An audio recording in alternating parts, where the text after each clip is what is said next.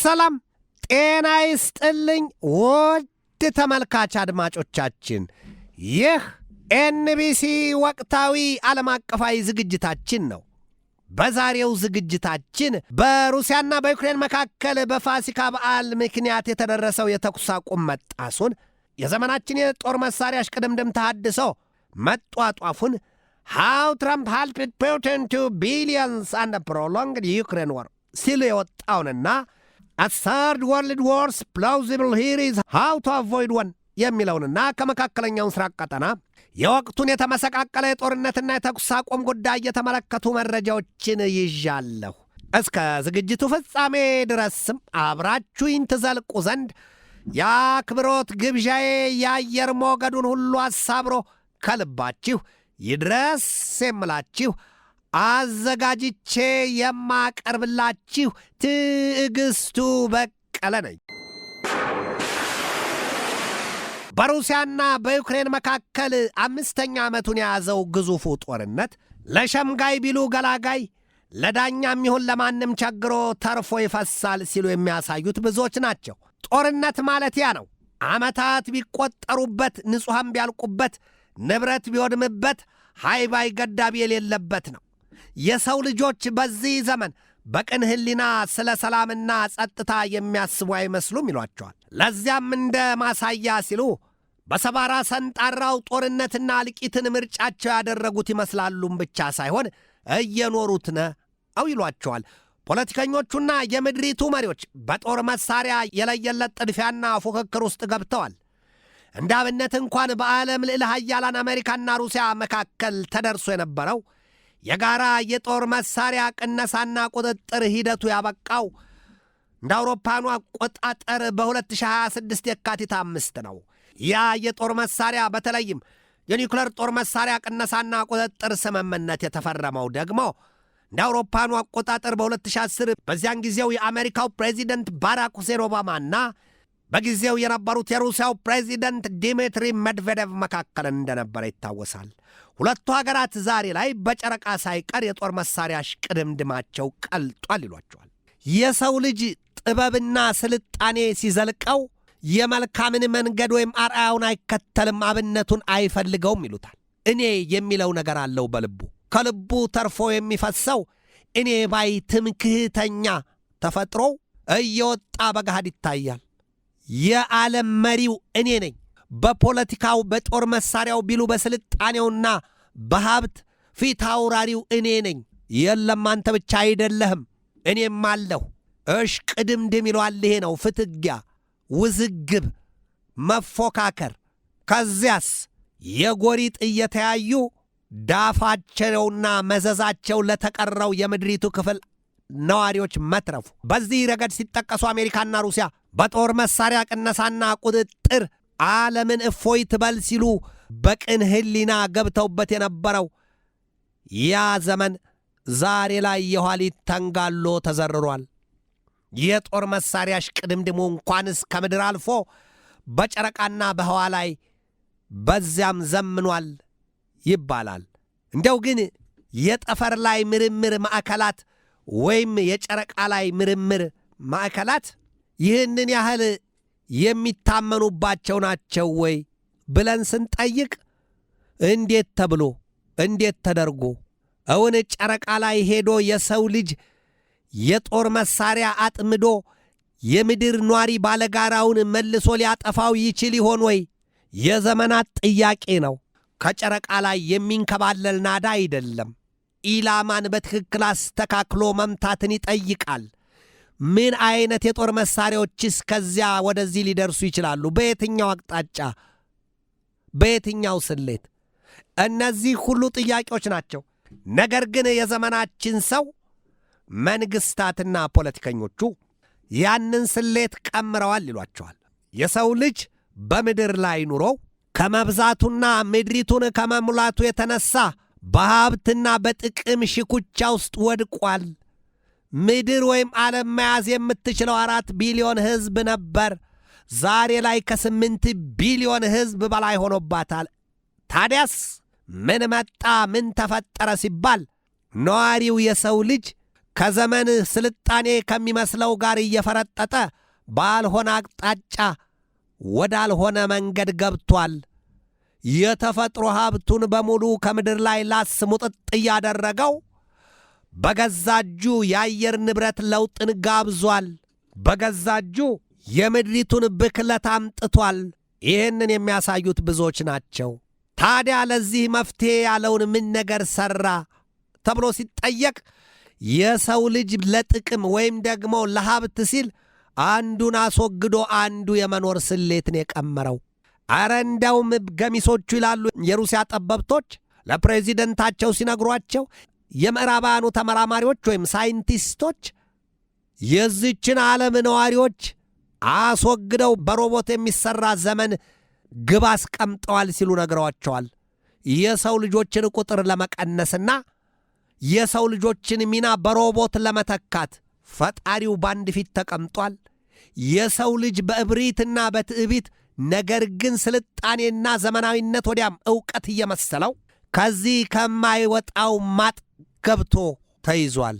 እብሪት፣ ትዕቢት፣ ውሸት፣ ክፋት፣ ተንኮል የዘመናችን መገለጫ ስልጣኔ አይሉት ወይም አላዋቂነት። አንዱን አንዱ እያጠፋ የኋልዮሽ ወይስ የፊት ለፊት ሩጫ? ጥያቄው ለዘመኑና ለነዋሪዎቹ የሚቀር ጉዳይ ነው። ጦርነት ይሄ ነው። በሩሲያና በዩክሬን መካከል የተያዘውና 5ኛ ዓመቱን የያዘውን ጦርነት በተገቢው ለተመለከተ ጦርነት እንደገና ሌላ ጦርነት ማየት አይፈልግም ነበር። እነዚያን የጦርነት ረግረጎችና ምንጮች በሙሉ ማድረቅ ይችል ነበር የሰው ልጅ። ከዚያ ወዲህ የፈነዱ የጋዛ ሰርጥ ጦርነት፣ የሱዳን የእርስ በርስ ጦርነት እንደዚህ ባልሆኑም ነበር።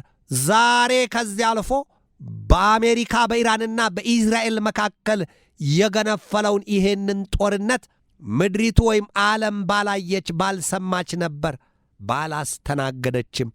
ይህ ነው ጉዳዩ። የጦር መሳሪያ ሽቅድምድም፣ ትዕቢት፣ እብሪት፣ ውሸት፣ ክፋት የወለዱት ይሄንን ነው። ዛሬ አንዱን ሌላው ሊያጠፋው ቆርጦ የቆመበት ዘመን ስለመሆኑ ገላልጠው የሚያስነብቡት ብዙዎች ሆነዋል። ሰሞኑን በፋሲካ በዓል ምክንያት በሩሲያና በዩክሬን መካከል ተደርሶ የነበረው የተኩስ አቁም ጉዳይ መጣሱና ሁለቱም እርስ በርስ መካሰሳቸው ይነገራል። ከዩክሬን የወጣው መረጃ እንደሚያሳየው የተኩስ አቁሙን የጣሰው የሩሲያ ጦር ኃይል ነው ይላል። ሩሲያን ትሩፕስ ብሬክ ኤስተር ሲስፋየር ኪል ኢቫኪዌሽን ቲም ኒር ሁሊያፖል። እየተመካከሩና እየተመሳከሩ እልቂት ወይም መጠፋፋት። ሆድ ሲያውቅ ዶሮ ማታ። ይሁዳስ ምን ይሆን ወንጀሉ? መክዳት፣ መከዳዳት የዚህ ዘመን አስከፊ ስሌት ነው ሲሉ የተሳለቁትም ብዙዎች ናቸው። ከሰላም ይልቅ የጦርነት ምርጫ፣ ከሞት ወዲያ ሕይወት። በሁለቱ ሀገራት በሩሲያና በዩክሬን መካከል የሚካሄደው ጦርነት ለሁለቱም ሀገራት ከፍተኛ ሹማምንት የህልውና ስጋትና ጠንቅ ጋርጧል ነው የሚባለው። እንዳብነት እንኳን የሩሲያው ፕሬዚደንት ቭላዲሚሮቪች ፑቲን የመኖሪያ ሰፈር ቫልዳይ የሚባለው አካባቢ በ12 የፓንትሲር የአየር መከላከያዎች መታጠሩና መከበቡ ተሰምቷል። ከሞት ለመዳን ተሸፋፍነው ቢተኙ ገልጦ የሚወጋ አምላክ አለ አይሏል አበው። ንጉሥ በወታደሩ ብዛት አይድንም ይላል መጽሐፍ። ጦርነትን እያሰሉና ጦርነትን እየቀመሩ በጦርነት ውስጥ ገብቶ የራስን መዳኛና የራስን መትረፊያ ስሌት መቀመር በሌላው ንጹሐን ሕይወት ላይ መቀመር አይሆን ይሆን ወይ ሲሉ ወደዚህ ነገሩን ዘርጥጠው የሚያሳዩትም ብዙዎች ናቸው። አንዱ ሊያገባ አንዱ ገገባ፣ አንዱ ሊኖር ሌላው መሥዋዕትነት እየከፈለ ሊሞት። ይህች ዓለም ይህንን ታሳያለች። ይሄ ዘመን ደግሞ በግልጥ መስተዋት የሚታይበት ይሄ ጉዳይ ሆኗል። ኤር ዲፌንስ ሲስተምስ have been placed on special towers around the dictator's Valdai residence። ፑቲንን ዘገባው ዲክታተር ነው ያላቸው። አምባገነን ስልጣን ለዚህ ያበቃል። በስልጣን ላይ ያለኔ ብሎ ሙጭጭ ማለት ወይም ደግሞ በስልጣን ላይ ተቀምጦ መቆየት አምባገነን የሚል ስያሜ ያመጣል።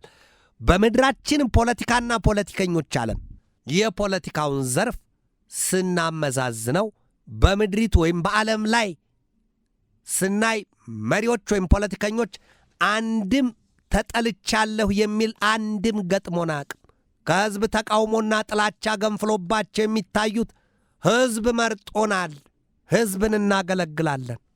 ዛሬ በምርጫ ውስጥ ያለችው ሃንጋሪን ብንመለከት ጠቅላይ ሚኒስትሯ ቪክቶር ኦርባን ለ16 ዓመታት ከተቀመጡበት ወንበራቸው ወይም መንበራቸው የሚዘረጥጥ አደጋ የሕዝብ ዕቅድ ተሰልቶባቸዋል የሚል መረጃ ወጥቷል። የምድሪቱ መሪዎች ሁሉም በሕዝብ የተወደዱና በሕዝብ ተመርጠው ዘላለማዊ ሥልጣናቸውን ማራዘም የሚፈልጉ ናቸው። በዚህ ረገድ ሲጠቅሷቸው የሩሲያውን ፕሬዚደንት ቭላዲሚሮቪች ፑቲንን በግልጥ ያሳዩባቸዋል። በፖለቲካው ቁንጮነት ወይም መሪነታቸው ከ20 ዓመታት በላይ ሄደዋል፣ ገና ይቀጥላሉ። ሰውየው እንዲህ የሚወርዱ እንዲህ ዕቅድ ያላቸው አይመስሉም ይሏቸዋል። ብዙዎች አሉ። በጣም ዕድሜያቸው እንኳን ሄዶ ለማመዛዘን እንኳ ሲቸግራቸው ሥልጣናቸው ጋር ሲመጡባቸው የለም ይሄ እኮ መለኮታዊ ነው የሚል አንድምታቸውን የተናገሩም ብዙ አሉ። ምድር ጠቅልላ ገበናዋን የሸፈነችበት አይገለጥ እንጂ የፖለቲከኞቹ ጉዳይ በእንደዚህ አጭር ሰዓት የሚገለጥ አይደለም። እኔ ነኝ ሕዝብ ወዶ መርጦ ፈቅዶ ቀጥል ብሎኛል ሥልጣኔን። ታዲያ የሚቃወመው ማን ይሆን? ያ ተቃዋሚው ሕዝብ አይደለም ወይ? 100,000 ሕዝብ ከተቃወመ 100,000 ሕዝብ አይሆንም ወይ? ሕዝብ አይደለም ወይ? የፖለቲካ ስሌት የቱ ጋ ነው? ሕዝብ የሚባለውና ሀገር የሚባለው ምን ያህሉ ነው? ምንድን ነው? በምንድን ነው የሚለካው?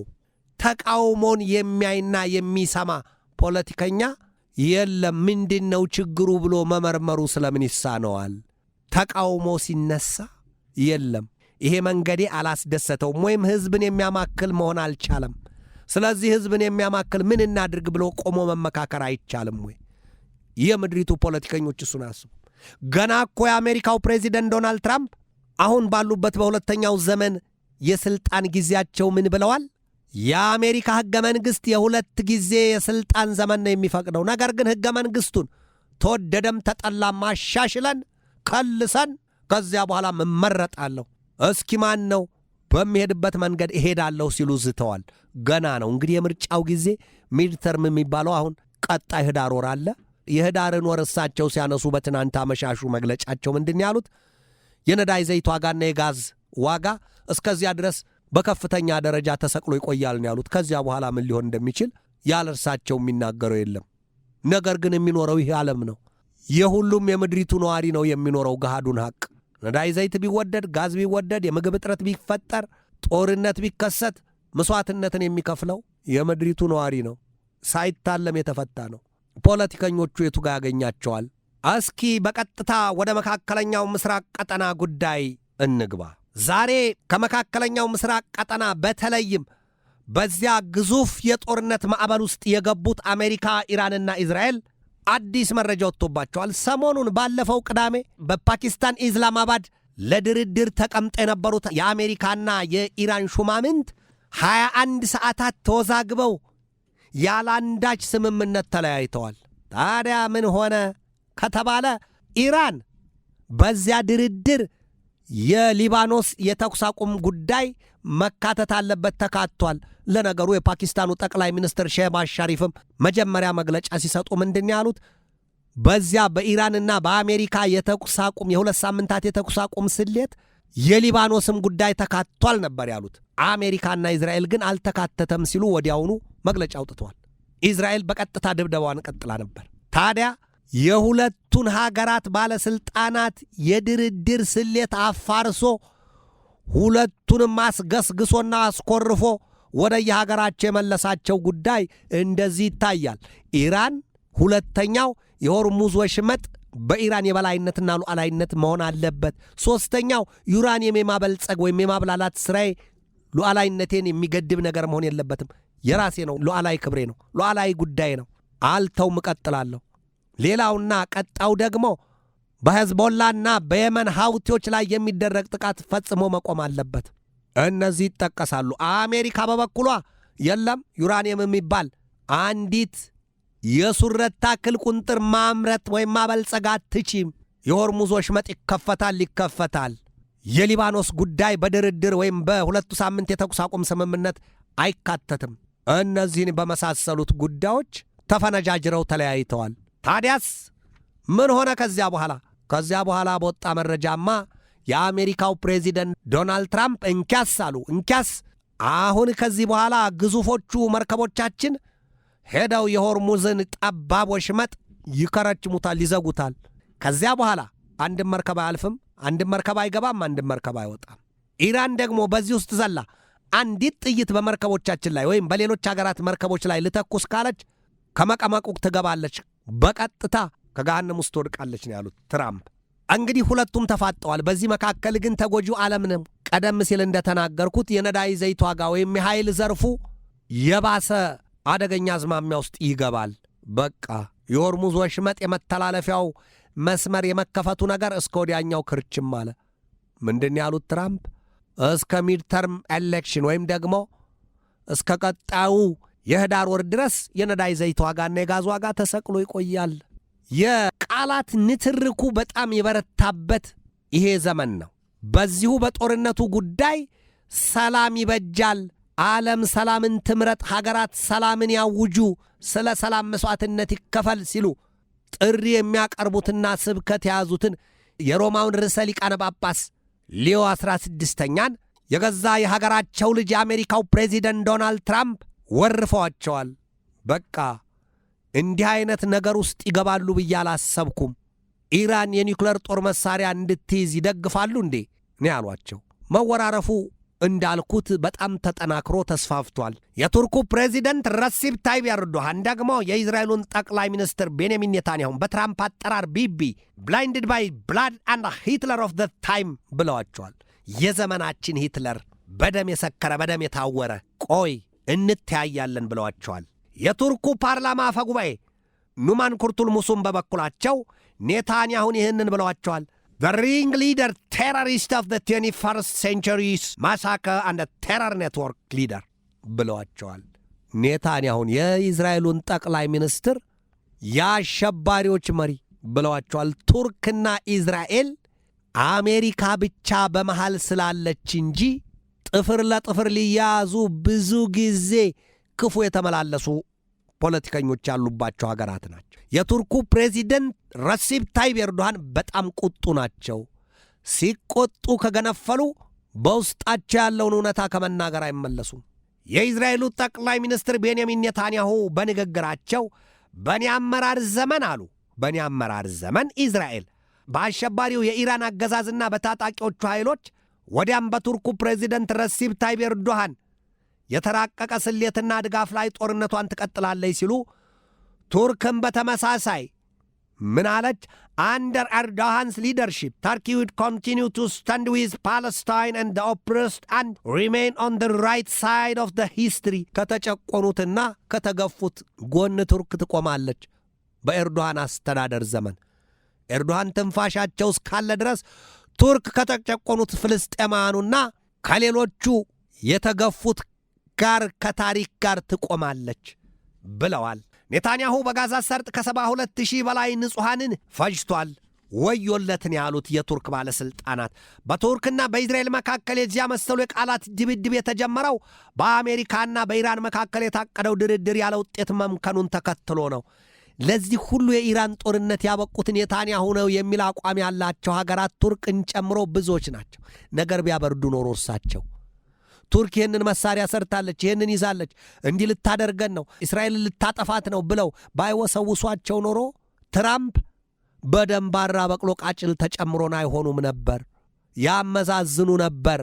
ጊዜ አላገኙም። ኔታንያሁ ሲያሻቸው በስልክ ሲላቸውም ደግሞ እንደ ነጭ ርግብ ፉር ብለው ዋይት ሃውስ እየደረሱ ወዳጃቸውን ትራምፕን ለዚህ አብቅተዋቸዋል። ስበውና ገፍተው ከዚህ እሳት አረንቋ ዶለዋቸዋል። ከኢራን ጦርነት ለማለት ነው። ኢዝራኤል ፕሪፔርድ ፎር ራፒድ ሪተርን ቱ ዋር ዊዝ ኢራን አስ ቶክስ ኮላፕስ። በኢራንና በአሜሪካ መካከል የተካሄደው ድርድር ባለመስላት ወይም በአዎንታዊ መልኩ ያለመጠናቀቁን ተከትሎ ኢዝራኤል ፈጥና ከኢራን ጋር ወደ ጦርነት ልትገባ ነው የሚል መረጃ ወጥቷል። አሁን ዓለም ጨዋታ ፈረሰ ዳቦ ተቆረሰ ይሉትን ሆናለች ይሏታል። አሜሪካ የሆርሙዝን የውሃ መተላለፊያ ቀጭኑን ወሽመጥ ለመዝጋት መርከቦቿን አጓስማለች።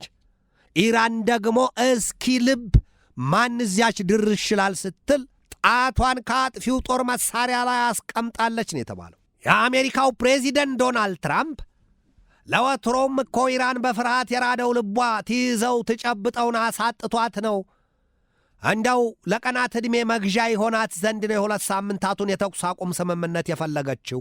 ትራምፕ ይህንን ማለታቸውን ያስታውሷል። ሲቪላይዜሽን ዊል ዳይ ዊ ዊል ዋይፕ አውት ኢራን ኢን ዋን ናይት። በአንድ ቀን ሌሊት ኢራንን እጥብጥብ ጥርግርግ አድርገን እናስወግዳታለን። ስልጣኔ በሙሉ ይጠፋል፣ ተመልሶ አይታይም። ይህንን ማለታቸው ይታወሳል። ትራምፕ ይህንን የተናገሩት ደግሞ እንደ አውሮፓውያኑ አቆጣጠር ሚያዝያ 7 ቀን በዚሁ በተያዘው ወር 2026 ማክሰኞ ቀን መሆኑን ልብ ይሏል። ዓለማችን በዚህ ውስጥ ሁሉ ሆና እየዳከረች የኋሊትም የእንፉቅቅም አበሳዋ በዝቶ ምን መጥቶባታል? A third world war is plausible። የሦስተኛው ዓለም ጦርነት ድንገቱን ሊጎንባት ይችላል፣ ድንገቱን ሊትወግባት ይችላል፣ እሳቱ ሊገነፍል ይችላል። የሦስተኛው ዓለም ጦርነት እንደ ከዚህ ቀደም ይሄ 1914ቱ አይደለም። አሁን በትንሽ ወይም ደግሞ በቅጽበት ሊፈነዳ የሚችል ነው። አሁን የሦስተኛውን የዓለም ጦርነት ፊሽካ ተነፋ ወይም ተጀመረ ለማለት ሦስቱ የምድሪቱ ኃያላን አሜሪካ፣ ቻይናና ሩሲያ ከሦስቱ ሁለቱ ወደ ጦርነቱ የፊት ለፊት ወይም የግንባር ትግትግ ውስጥ መግባት አለባቸው የሚል ነገር ነበር። ነገር ግን አሁን ያም አይደለም። የሦስተኛው ዓለም ጦርነት አንድም በእጃዙር ተጀምሮ የለም ወይ የሚሉት አሉ። ሁለትም ጦርነቱ የሦስተኛው ዓለም ጦርነት ቢጀመር እንኳን የሚካሄደው ጦርነቱ በኒኩለር ጦር መሳሪያ ነው። በኒኩለር ጦር መሳሪያ ደግሞ አሸናፊም ተሸናፊም የለም። ምድር ሁሉም ተያይዞ መሾቁ ነው። በየትኛውም ጊዜ በአንድ አጋጣሚ ሊከሰት ይችላል ነው የሚባለው። ይሄ እጅግ አስፈሪውና አስደንጋጩ የዘመናችን እውነታ ነው። አሁን ሩሲያም በዩክሬን ጦርነት ውስጥ ናት። እንደውም ባለፈው ሳምንት ምንድን ያሉት አንድ የሩሲያ ዲታ በዩክሬን ላይ ከ20 እስከ 25 ኪሎ ቶን ክብደት ያለውን የጦር መሳሪያ ይልቀቁባትና ዩክሬንን እናጥፋት ትጥፋ ብለዋቸዋል ለፕሬዚደንቱ ቭላዲሚር ፑቲን። ዩክሬን አሜሪካ በኢራን ላይ ይህን ዛቻ ዝታ the whole civilization will die tonight ሲሉ በሰጡት መግለጫና ማብራሪያ መሠረት ሩሲያስ ምን ትጠብቃለች? በነካካው እጅህ ዩክሬንን ለምን ደብዛዋን አናጠፋውም ብለው አማክረዋቸዋል። የሚያጣላ እንጂ የሚያስታርቅ አይገኝም ይሏል አበው። ሩሲያ በዩክሬን ከገነፈለው የጦርነቷ ሰደድ እሳት፣ አሜሪካም አሁን ከገባችበት የኢራን ጦርነት፣ ወዲያ ቻይና ደግሞ በታይዋን ደሴት ላይ ያሰፈሰፈው ልቧ፣ ሦስቱም በዚያ ጦርነት ውስጥ ከገቡ የሦስተኛ ዓለም ጦርነት ምን አይነት መልክ ነው ያለው? በእግርና በእጅ እየዳሃ ወይስ ቆሞ መጣሁላችሁ ይል ይሆን ወይ? እንዴት አይገባችሁም ሲሉ የሚመነዝሩትም ብዙዎች ናቸው። አሁን እኮ የአርክቲክ ቀጠና ለሩሲያም ለቻይናም ለአሜሪካም የመፋጠጫ አልያም የግዙፍ እሳት ማንደጃ መቆስቆሻ ሆኗል። ሩሲያ ግዙፍ የኒውክለር ጦር መሳሪያዋን በዛ ጥምዳ የለም ወይ? ያ አይደለም ወይ ዋና የጦር መሳሪያ ባንኳ? አሜሪካስ ብትሆን የግሪንላንድን ለመጠቅለል ካናዳንም ለመድገም ካቆበቆበው ልቧና እልሁ አንጻር የጦር መሳሪያዋ የት ላይ ነው ያለው? ጭንቅላቱ እዛ ላይ አይደለም ወይ? ይሄ ሁሉ ምስቅልቅል ቋጠሮ ነው። እንዳይፈቱት እሳት እንዳይተውትም ሕይወትን የሆነው ጉዳዩ ቢያዋታት በጅ ብታይ በጅ። የዓለማችን ጉዳይ ይሄ ሆኗል። ስለ ሰላም ዛሬም ብቅ ያለ አንድ ሐዋርያ አልተገኘባትም ምድር። ሰላምን እንኳ ቢናገር አቅጣጫው ወደ ሌላ ተመንዝሯል። መንግሥታትና ፖለቲከኞቹ ስለምን ወደ ሰላም አይመለሱም? የኃይልን አማራጭ ትተው የሰላምን አማራጭ ስለምን አይለብሱም? እውነት እያለ ውሸት መንሰራፋቱ ስለምን አስፈለገ? መተማመን እያለ መከዳዳት፣ መፋቀር መዋደድ እያለ መጠላላትና መለያየት ስለምን ይመረጣል? ለማን ይጠቅማል? ለማን ይበጃል? እንኪያስ ምድር ከበረከተው ነዋሪው አንጻር መልካምና ቅን የሚያስቡ ሰዎች ስለምን አልወጡላትም? በተለይም ደግሞ የሰላምና የአንድነትን መንገድ ከጦርነት ይልቅ ሰላምን፣ ከጥላቻና መለያየት ይልቅ ፍቅርን የሚሰብኩ ስለምን አጣች? ውድ የኤንቢሲ ተመልካች አድማጮቻችን የዛሬን በዚህ ተሰናበትኳችሁ። ነገ በሌላ ርዕሰ ጉዳይ እጠብቃችኋለሁ። እስከዚያው ከልባችን እስከ ዓለማችን ሰላም ተመኘሁ። በድጋሜ ሰላም።